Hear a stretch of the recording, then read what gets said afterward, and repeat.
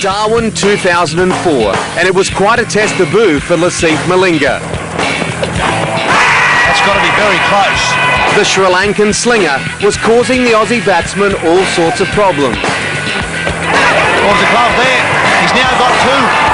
He's got the Australian captain for a duck. With match figures of 2 for 50 and 4 for 42, it was quite a performance. Is out, LBW, and this young man could turn the game on its ear. Last over of the day. And Michael Kaswitz is now out. It will be put in the book as caught and bowled. LASITH Malingha, lethal on debut. Another Ford flashback.